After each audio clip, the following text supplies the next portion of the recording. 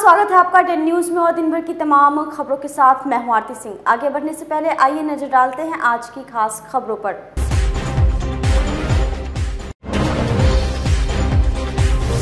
करोड़ों की जालसाजी का पर्दाफाश, बैंक कर्मी समेत 4 गिरफ्तार, करीब 1 करोड़ रुपए बरामद, अपने खाता धारक को ही बनाते थे शिकार।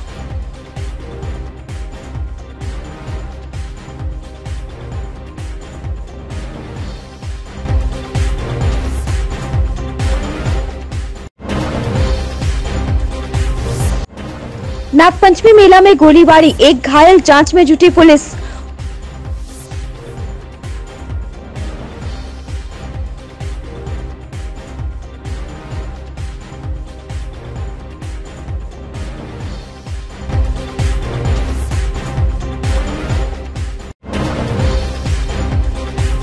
और जल जमाव के खिलाफ जारी है शहर वासियों का प्रदर्शन, पूर्व मंत्री ने वर्तमान विधायक को ठहराया जिम्मेवार।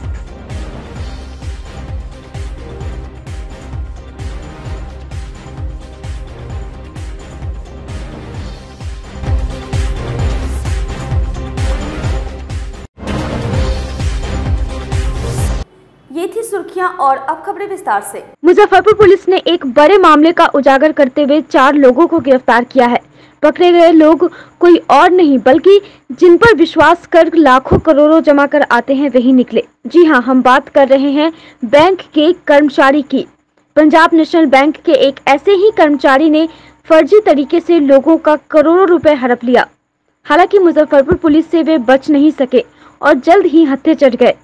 काठी के शाहपुर और दामूचक की मीना कुमारी की शिकायत पर एसएसपी जयंतकांत ने तुरंत ही एक विशेष टीम का गठन कर दिया।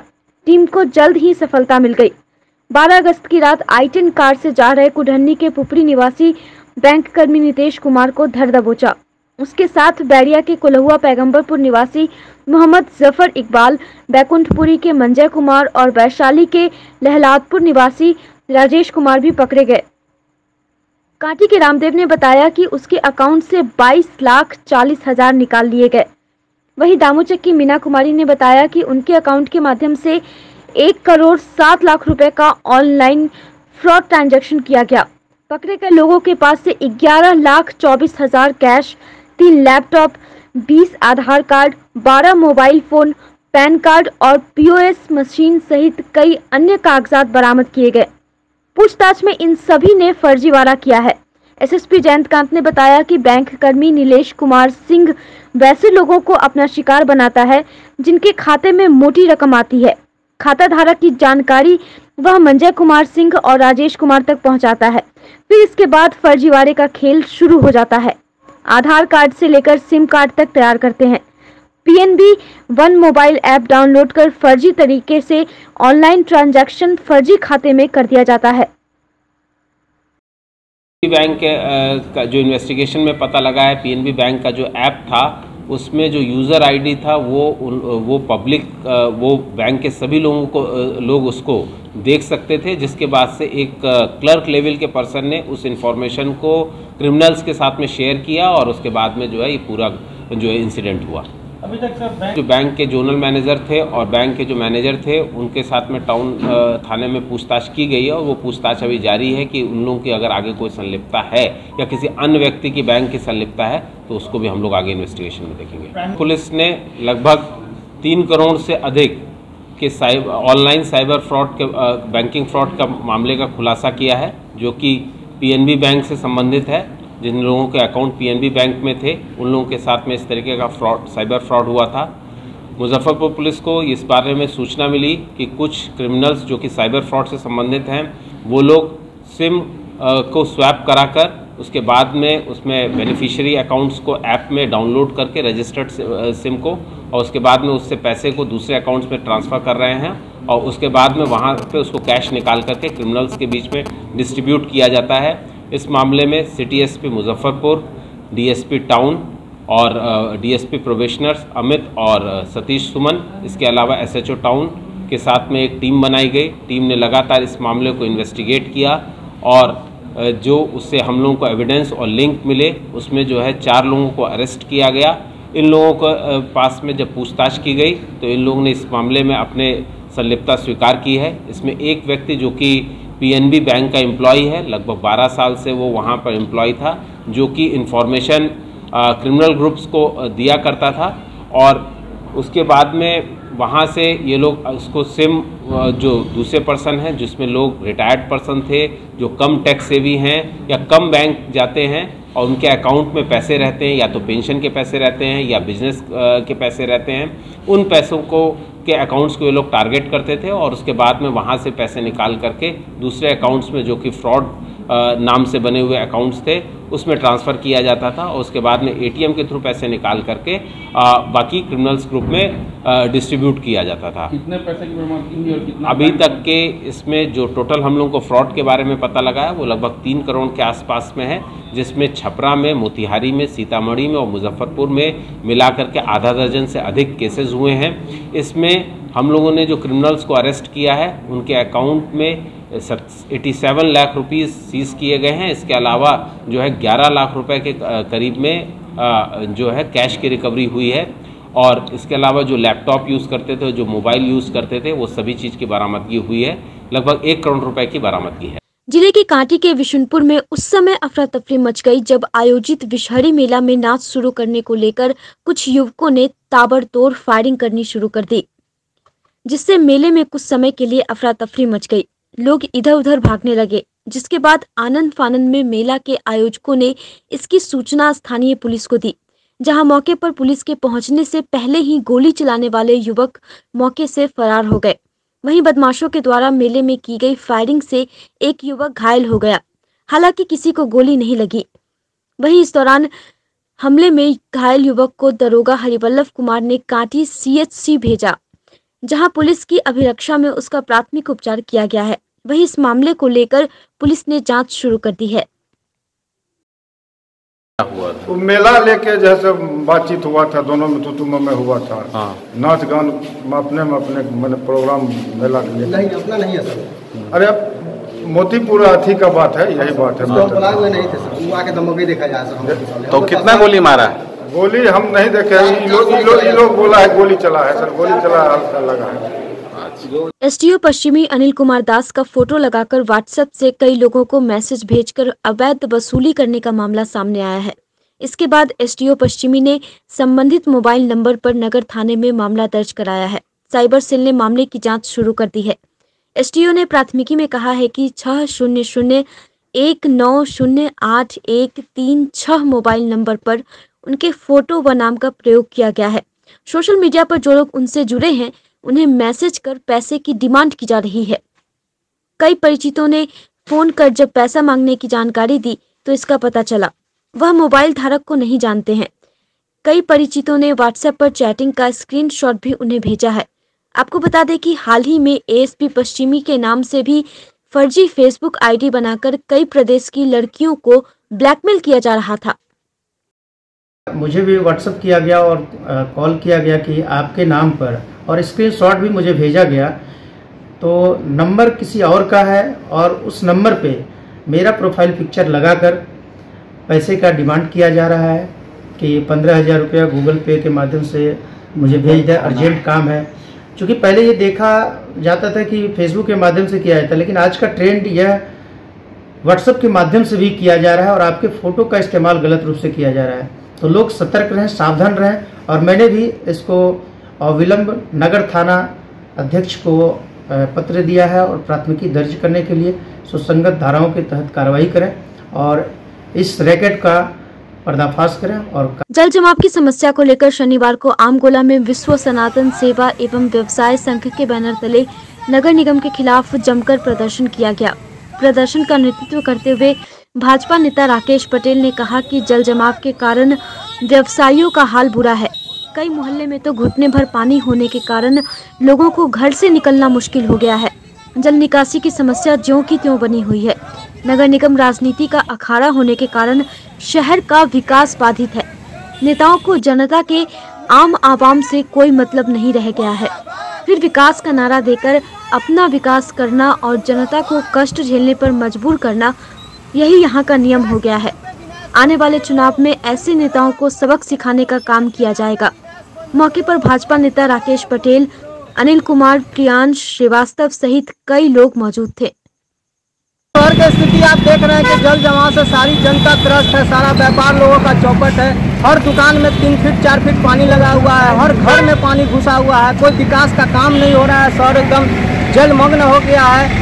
जैसी स्थिति है कि बच्चों का स्कूल तो ऑलरेडी बंद है, बच्चे खेलने के लिए घर से बाहर भी नहीं निकल सकते हैं। बहुत विकट स्थिति है, मच्छर का प्रकोप बढ़ गया है, कीड़े मकोड़े घूम रहे हैं। ऐसे अगर जल जमाव इसी तरह का शहर में रहेगा तो शहर का स्थिति क्या होने जा रहा है। लोग विकास के नाम पर चुनाव लड़ते हैं, चुनाव जीत भी जाते हैं, लेकिन जैसे ही चुनाव जीतने के बाद सारे जनता का दुख दर्द को भूल जाते हैं। आज इसी पीड़ा को आम गुलाम में हम लोग झेल रहे हैं महीनों से। यहाँ जल जमाव की स्थिति ऐसा है कि हम दुकानदारों का बोनी पर भी आफत हो चुका है और यहाँ का प्रशासन मौन है, यहाँ का नगर निगम मौन है। नगर निगम तो ऐसे हो गया जैसे कि राजनीति का अखाड़ा बन गया है और इसी अखाड़े में जनता भी पीस रही है। हम यही मांग करते हैं कि हमारा जल जमाव का समस्या का अभी शीघ्र दे, क्योंकि कोरोना काल से व्यापारी लोग मर चुके हैं, बरसात में भी मर रहे हैं। बहुत विकट स्थिति आने वाली है, विकट स्थिति हो रही है। इसलिए हम जल जमाव की समस्या से प्रशासन को अवगत कराना चाहते हैं कि जो प्रशासन है, जो भी लोग हैं गरीब गुरबा जिसके घर में पानी घुसा है, दुकान में पानी घुसा है, व्यापार खत्म हो गया है और इस समस्या से हम निजात की मांग करते हैं।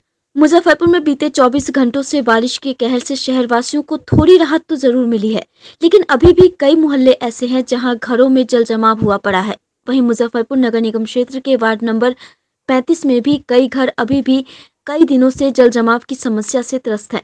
जल जमाव का आलम यह है कि अब तो पानी भी सड़ने लगा है और बदबू देने लगा है। जल जमाव से पीड़ित शंकर नगर के निवासी ने वार्ड पार्षद पर आरोप लगाया कि समुदाय विशेष को लाभ पहुंचाने के इरादे से जो सड़क का निर्माण कराया गया था उसके कारण अब ये लोग जल जमाव झेलने को मजबूर हैं। वहीं नाला उड़ाई के सवाल पर भी उन्होंने बताया कि शायद ही कभी सलीके से नालियों में जमा गांद निकाला गया होगा। साथ ही मोहल्ले वासियों ने कहा कि जनता बेवकूफ नहीं है, आने वाले चुनाव में दिखा देगी। इसके दोषी माननीय आभा रंजन जी पार्षद हैं, क्योंकि उन्होंने एक समुदाय के लिए गुरुद्वारा के पास रोड को ऊंचा करा दिए और नाला को अंडरग्राउंड बनवा दिए, जिस कारण से इस मोहल्ले से पानी का निकासी नहीं हो रहा है।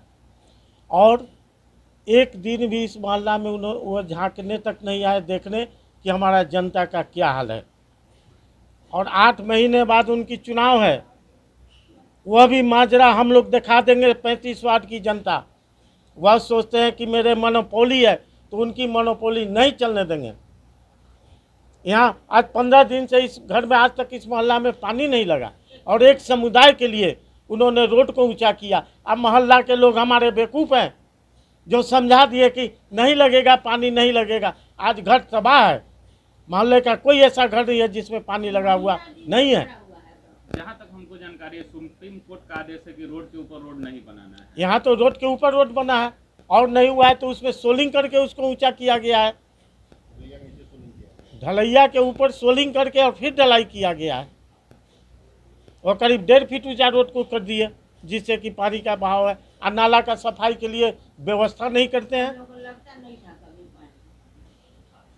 इस बार नगर निगम का भी चुनाव है 8 महीने बाद। जी, तब देखा देगी जनता। 8 महीने बाद 2 टर्म इनको रख लिया गया। ये पूछते हैं कि मेरी मोनोपोली है, तो जनता बेवकूफ़ नहीं है। अंगूठा छाप जिसको हम बताते हैं वो अभी बेवकूफ़ नहीं रह गया। परेशानी है, इतना परेशानी है कि हम लोग एकदम लैट्रिन बाथरूम जाना दुर्लभ हो गया है। एकदम घर में खाना बनना बंद हो गया है, बाहर से मंगा के खाते हैं, खाना नहीं बनता है। पूरा चौका पूरा किचन डूबा हुआ है। नाला साफ होता है? नहीं, नाला साफ नहीं होता है। कितना दिन हो गया होगा नाला साफ? नाला साफ तो एकदम बराबर नहीं होता है। कभी 2 महीना से ऊपर 3 महीना हो गया, साफ नहीं करता है। ऊपर से थोड़ा सा, ऐसे नहीं, सही से नहीं, नहीं सही से नहीं होता है। परेशानी हो रहा है। हाँ, पहले पानी नहीं लगता था, ये पर साल से तो हम लोग एकदम मौत के मुंह में है। पानी काला हो गया है, जम के सड़ गया है। हाँ, बीमारी का भी घर हो गया। हाँ, पूरा बीमारी है घर में। वह समस्या ही समस्या है। वार्ड 35 का रहने वाले हम लोग पिछले दुर्भाग्य है, हाँ दुर्भाग्य ही समझिए। पिछले 2 महीने से पानी ही पानी में डूब रहे हैं और यही से कर रहे हैं भर दिन। न खाने का व्यवस्था, न सोने का व्यवस्था, न लैट्रिन करने का व्यवस्था। नाला का पानी लग रहा है। नाला का पानी साफ ही नहीं करता नाला, तो क्या पानी लगेगा। कभी कभी आते हैं ऊपर से छाली निकाल के चले जाते हैं। आज तक गादी में नहीं निकाला गया नाला का। चुनाव है 8 महीना बाद फिर नगर निगम का। हाँ, तो फिर रोएंगे हम लोग अगले बार। इस बार अच्छे कैंडिडेट को खोजेंगे। बिल्कुल खोजेंगे, हर साल तो यही खोजते हैं। हर 4 साल पर 5 साल पर क्या मिलता। देखिए जो ना रोड बना दिया गया है उधर, उसके ऊंचाई के कारण ये पानी पूरा लगा हुआ है।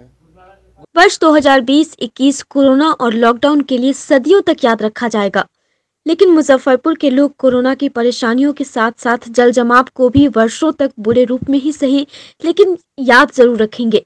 इस दंश को पूरे शहर ने एक साथ महसूस किया, किंतु पूर्व नगर विकास एवं आवास मंत्री सुरेश कुमार शर्मा को इस जल जमाव ने ज्यादा गहरा जख्म दिया है।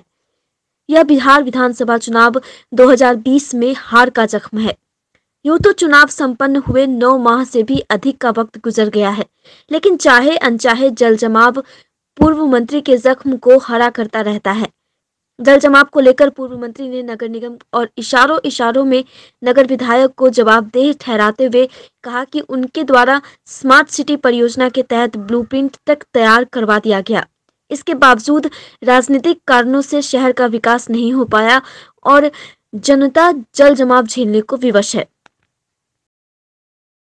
देखिए, इसमें पहला तो इसकी जमीन पर भूमाफियाओं ने मनिका मन की जमीन, मैं स्पष्ट कह रहा हूं कि वो जमीन पूरी जमीन शमशान घाट की नहीं है, शमशान की नहीं है। कलेक्टर ने भी रिपोर्ट दिया है कि उसमें कुछ जमीन शमशान की भूमि है, वो उसके साथ अलग है, लेकिन भूमाफियाओं ने उस जमीन को विवाद करके और जो शिलान्यास और वहाँ पर काम भी हुआ है, घेरावा भी हो गया है और उस पर नहीं बनने देना है। मैं सरकार से कह रहा हूँ कि आप उसको अविलंब काम को, उसकी रुकावट को दूर करके संवैधानिक तौर से और उसको काम करवाइए, नहीं तो मुजफ्फरपुर शहर की जल जमाव की स्थिति से नहीं निपटा जा सकता है। और खबड़ा में सम्प हाउस बना करके पानी को लिफ्ट कराने की व्यवस्था कराई जाए। इसी प्रकार से नदी में जो पानी जा रहा है वहाँ भी आपको एसटीपी लगा करके, चूँकि सेंट्रल गवर्नमेंट का एजीटी का नियम है कि आप गंदा पानी नदी में नहीं बहा सकते हैं, उस पर रोक है, तो आपको वहाँ भी ये व्यवस्था करनी पड़ेगी। मुजफ्फरपुर के सारे जो प्रशासन जो इसमें लगे हुए हैं, ये सब लोग निकम्मे साबित हुए हैं, इन लोगों ने काम नहीं किया है। इस कारण से आज जल जमाव की ये स्थिति है और आगे भी अगर ये काम नहीं करेंगे तो यही स्थिति बनी रहेगी। और इसमें किसी को इस बात की चिंता नहीं है कि आखिर जल जमाव जो हो रहा है वह जनता जो इंक्रोचमेंट किए हुए हैं नाले पर दुकान जो बना हुआ है, आखिर वह जनता इस कष्ट को भोग रही है। मैं उनसे आग्रह कर रहा हूं कि आप इस चीज़ को देखिए, आप नाले को इंक्रोचमेंट से मुक्त कीजिए। हर जगह सरकार बल प्रयोग से आपको हटाएगी ऐसा संभव नहीं है। और सरकार को भी चाहिए कि जिस दुकानदार को आप हटा रहे हैं उसके लिए स्मार्ट सिटी में आपको वेंडिंग जोन बनाने का पैसा ऑलरेडी दिया हुआ है, आप उसको वेंडिंग जोन बनवा करके उस दुकानदार को वहां पर सही ढंग से व्यवसाय करने की व्यवस्था कीजिए। 75वें स्वतंत्रता दिवस को लेकर राष्ट्रीय ध्वज से पूरा बाजार पट गया है। शनिवार को बाजार में बच्चे ज्यादातर रिस्ट बैंड वाले तिरंगा और कागज के तिरंगा को खरीदते नजर आए। पिछले वर्ष की तुलना में इस बार तिरंगा झंडा की कीमतों में इजाफा हुआ है। हर चौक चौराहों, दुकान, साइकिल व ठेले पर तिरंगा झंडे की बिक्री हो रही है।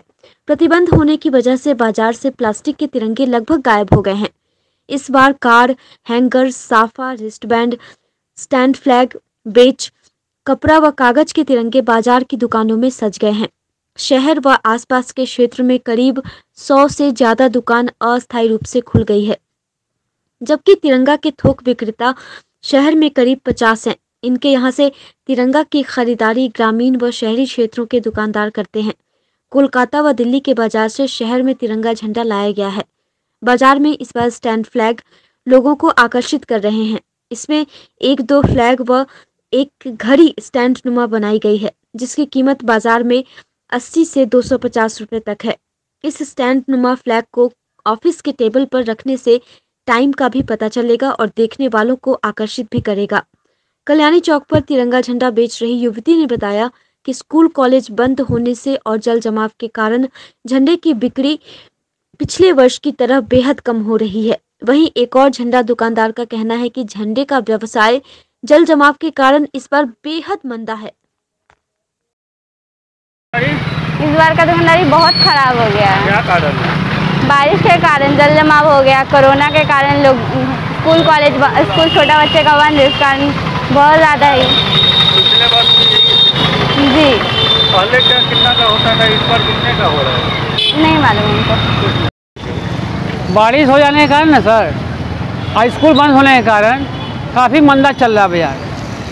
बिक्री 9 के बराबर हो रहा है। ज़्यादातर हमको बिक्री तो बड़ा ही झंडा दूसरा निकला है, छोटा झंडा 9 के बराबर है। कितने का नुकसान हो रहा है? नुकसान सर हमने 7,000 रुपये लगाया है, जिसमें अभी 1-1.5 कमाए बस। नाम क्या? आपदा प्रबंधन विभाग के द्वारा जिले में कोरोना संक्रमण से मृत व्यक्तियों के परिजनों को समाहरणालय सभा कक्ष में शनिवार को जिलाधिकारी प्रणव कुमार के द्वारा अनुदान की राशि 4 लाख रुपए कोरोना से मृत व्यक्तियों के परिजनों को RTGS के माध्यम से खाते में भेजी गई। जिलाधिकारी प्रणव कुमार ने बताया कि 31 अगस्त तक 100% अनुग्रह अनुदान का भुगतान कर दिया जाएगा। दरअसल जिले में कोरोना के प्रथम लहर के दौरान कोविड-19 के कारण मृत लोगों के निकटतम आश्रितों को 4 लाख की सहायता राशि 41 परिवारों को उपलब्ध कराने हेतु जिला आपदा प्रबंधन प्रशाखा मुजफ्फरपुर को प्राप्त हुई है। वहीं दूसरी लहर के दौरान मृत लोगों को निकटतम आश्रित को 4 लाख की सहायता राशि 563 परिवारों हेतु जिला आपदा प्रबंधन प्रशाखा मुजफ्फरपुर को प्राप्त हुई है। जिला आपदा प्रबंधन प्रशाखा को कुल 604 परिवारों हेतु अनुग्रह अनुदान सहायता राशि उपलब्ध कराने हेतु राशि प्राप्त है, जिसका वितरण किया गया। देखिए, कोरोना से जो डेथ्स हुई हैं, उन डेथ्स को लेकर बिहार सरकार का ऑलरेडी ये संकल्प है कि सभी पीड़ित परिवारों के आश्रितों को 4 लाख रुपए की राशि उपलब्ध कराई जानी है। इस क्रम में मुजफ्फरपुर ज़िले में जितनी डेथ्स हुई हैं, लगभग 500 से ही ऊपर डेथ्स हैं, 600 के आसपास ये आंकड़ा आ गया है। तो इन डेथ्स के आलोक में हम लोगों ने अब तक आज इस कार्यक्रम के माध्यम से 49 लोगों को के खाते में राशि अंतरित करके उन्हें उपलब्ध कराया है और बाकी 16 तारीख को 47 और लोगों के खाते में राशि उपलब्ध कराई जाएगी। इस प्रकार आश्रितों की पहचान करके उनका वेरिफिकेशन करके उनको लगातार राशि उपलब्ध करा रहे हैं। हम लोगों का यह लक्ष्य है कि जितने भी डेथ्स रिपोर्टेड हैं और जिनको वेरीफाई कर लिया गया उनको हर हाल में 31 अगस्त के पूर्व हम लोग 100% लोगों के खाते में राशि अंतरित करा देंगे और राशि के अंतरण में पूरी पारदर्शिता रहे, इसको लेकर के हम लोगों ने अब चेक के माध्यम से न करके सीधे इसको RTGS नेफ्ट के माध्यम से राशि दे रहे हैं। और उसी परिप्रेक्ष्य में आज हम लोगों ने यहाँ पर एक समारोह आयोजित करके सभी लोगों को बुला करके यहाँ पर राशि अंतरित की। तो जैसा कि मैंने बताया कि हम लोग का लक्ष्य है कि हर हाल में 31 अगस्त के पूर्व हम लोग सभी लोगों के खाते में राशि अंतरित कर देंगे। 563 का आंकड़ा है जिन्हें हमें राशि अंतरित करानी है और ये निश्चित रूप से हम लोग 31 अगस्त के पूर्व कराने का प्रयास करेंगे। शनिवार को कलमबाग चौक स्थित मधुकर निकेतन संघ कार्यालय में संघ के क्षेत्र प्रचारक सह मुख्य वक्ता राजकुमार के द्वारा अखंड भारत स्मृति दिवस पर आयोजित कार्यशाला का शुभारंभ दीप प्रज्वलन कर किया गया। राष्ट्रीय स्वयंसेवक संघ के सदस्यों को मुख्य वक्ता के द्वारा अखंड भारत के स्वरूप के विषय प्रवेश में जानकारी देते हुए बताया गया कि जब भी भारत का विभाजन हुआ है, धर्म के आधार पर हुआ है। हिंदू प्रभाव देश में बढ़ रहा था। लगभग परकीय लोग भारत से बाहर खदेड़ दिए गए थे, लेकिन इस 700 वर्षों के संघर्ष में अपने ही देश का एक बड़ा वर्ग मुसलमान बन गया। उसको अभी पूरा हजम करना बाकी था। उसी समय 1757 में पलासी की लड़ाई में अंग्रेजी सत्ता का उदय हुआ। 30 वर्षों में वो सत्ता इस देश में प्रभावी होती उससे पहले हमारे कर्तृत्ववान पूर्वजों ने 1857 की क्रांति में उसको धकेल दिया। अंग्रेजों ने देखा भारत का यह समाज ऊपर से जाति, पंथ, संप्रदाय, भाषा के आधार पर बटा हुआ जरूर दिखता है, लेकिन इसकी आंतरिक एकता बहुत प्रबल है, अत्यंत स्वतंत्रताकांक्षी है। अगर भारत पर लंबे समय तक शासन करना है तो इसका कोई न कोई पक्का इलाज ढूंढना पड़ेगा। इसीलिए आधुनिक समय में 1857 के बाद अपने देश का अध्ययन अंग्रेजों ने जितना किया उतना अगर हम किए रहते तो अपने देश का इतिहास कुछ निकाला होता। आधुनिक समय में नक्शा बनाने से लेकर इतिहास लिखने तक का सारा काम अपने देश का अंग्रेजों ने किया और उस अध्ययन के आधार पर सोच समझकर इस देश में कुछ नीतियां चलाई। सरकार के निर्देश के आलोक में हर शनिवार को थानाध्यक्ष और अंचलाधिकारी की मौजूदगी में जनता दरबार लगाना है, जिसमें जमीनी संबंधित मामलों का निष्पादन किया जाना है। इसी कड़ी में शनिवार को गायघाट थाना परिसर में थाना प्रभारी अनिल कुमार और सीओ राघवेंद्र कुमार राघवन की अध्यक्षता में जनता दरबार लगाया गया, जिसमें कई फरियादी जमीनी संबंधित समस्या लेकर पहुंचे। वहीं अब तक कुल 3 मामलों का निष्पादन किया जा चुका है, जबकि 8 शेष बाकी है। अंचलाधिकारी ने कहा कि शेष मामलों का जल्द निष्पादन कर लिया जाएगा। मौके पर राजस्व कर्मचारी अरुण कुमार, धर्मेंद्र कुमार सहित अन्य पदाधिकारी मौजूद थे। पूर्व से हमारे यहाँ 9 मामले लंबित थे, जिसमें 3 मामले निष्पादित हुए और 2 नए मामले आए हैं। तो हम लोग के यहाँ भी 8 मामले अभी लंबित रह जाएंगे।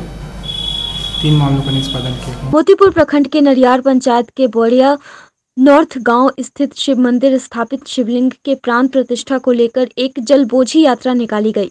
इस अवसर पर 151 कन्या समेत सैकड़ों श्रद्धालुओं ने गाजे बाजे के साथ बूढ़ी गंडक नदी स्थित कोदड़िया घाट पहुंची, जहां आचार्य गगनदेव पांडे द्वारा मंत्रोच्चार करते हुए जलबोझी कर विभिन्न गांवों का भ्रमण करते हुए मंदिर परिसर पहुंची। जलबोझी यात्रा में शामिल श्रद्धालुओं के हर हर महादेव के नारों से वातावरण भक्तिमय हो गया। यज्ञ के अध्यक्ष जगन्नाथ राय ने बताया कि 1950 में भूदाता बालदेव गिरी ने मंदिर की स्थापना की थी। तब से लगातार मंदिर में पूजा अर्चना होती रही है। आज भगवान शिव के शिवलिंग के प्राण प्रतिष्ठा कराई जा रही है, जिसको लेकर जलबोझी की गई है। मौके पर भोजपुरी हास्य कलाकार राजेश गोस्वामी, यज्ञमान लक्ष्मी गोस्वामी, जगन्नाथ राय सहित सैकड़ों श्रद्धालु मौजूद थे। मेरा सबको प्रणाम। हमारे पत्रकार महोदय को दिल से थैंक यू, धन्यवाद करता हूँ जो आज हमारे पूरा पे चल के आए हैं। और रह गई शोभा यात्रा की, तो हमारे पूर्वजों ने इस मंदिर का निर्माण किया था। निर्माणकर्ता जी का नाम है हमारे चाचा जी का बालदेव गिरी, जिनके सहयोग से इनके जमीन पे इसका स्थापना हुआ। और हमारे जितने भी हमारे परदार के भाई लोग हैं, सब लोग का सहयोग रहा और हमारे जितने भी गांव ग्राम वासियों का सहयोग अच्छा रहा और शोभा यात्रा बहुत खूबसूरत रहा। कितने कन्याओं ने लोगों भाग लिया? 151 हमारे बीच कन्या भाग ली थी और महिला लोग भी थी। आज यहाँ पर कलश यात्रा की गई है और शाम को पंचांग पूजन मंडप प्रवेश का प्रोग्राम है और कल होकर के नगर भ्रमण जलाधिवास का कार्य किया जाएगा। उसके परसों होकर के भगवान शिव का प्राण प्रतिष्ठा, महाअभिषेक और पूर्णाहुति का कार्य किया जाएगा।